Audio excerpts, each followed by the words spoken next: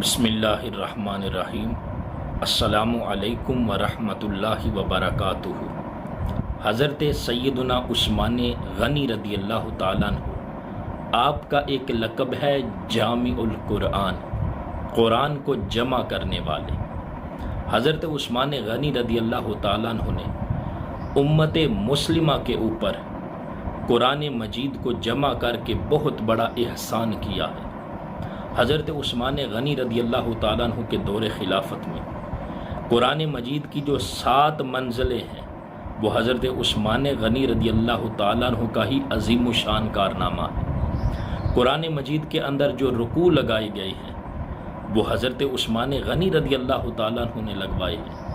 وہ کس طرح کہ حضرت عثمان غنی رضی اللہ تعالیٰ عنہ جب آپ نماز کے اندر نماز تراویح میں جس جگہ پر آپ نے رکوع کیا ہے نا، وہاں پر جو رکوع کی نشانات ہیں، رکوع کی علامات ہیں، وہ لگائی گئی ہیں۔ دیکھا نا، رکوع بندہ نماز میں کرتا ہے، لیکن قرآن مجید کے اندر جس جگہ پر رکوع ختم ہوتا ہے وہاں پر رکوع کیوں لکھا گیا ہے؟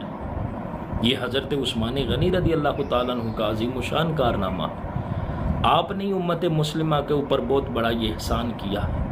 اور پھر دیکھیں نا، جہاں پر قرآن مجید میں رکوع کا نشان لگایا گیا ہے وہاں پر رکوع کے نشان کو واضح کرنے کے لیے عین لکھا گیا ہے۔ عین کی علامت ہے۔ اس عین سے مراد کیا ہے؟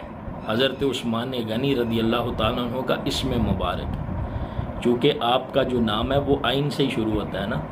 تو جہاں پر قرآن مجید میں نماز تراویح میں آپ نے رکوع کیا، وہاں پر رکوع کا نشان لگایا اور اس نشان کے لیے جو عین ہے وہ لکھا گیا ہے۔ تو حضرت عثمان غنی رضی اللہ تعالیٰ عنہ کا قرآن مجید کو جمع کرنے کے حوالے سے یہ ایک بہت بڑا احسان ہے جو آپ کے دور خلافت میں ہوا ہے۔ اللہ تعالیٰ حضرت عثمان غنی رضی اللہ تعالیٰ عنہ کی قبر انور پر کروڑوں رحمتوں کا نزول فرمائے، اور حضرت عثمان غنی رضی اللہ تعالیٰ عنہ جن کو میرے آقا صلی اللہ علیہ وسلم نے جنت کی بشارت دی ہے، ان کے صدقے ہماری بھی بخشش اور مغفرت فرمائے۔ آمین بجاہ النبی الامین۔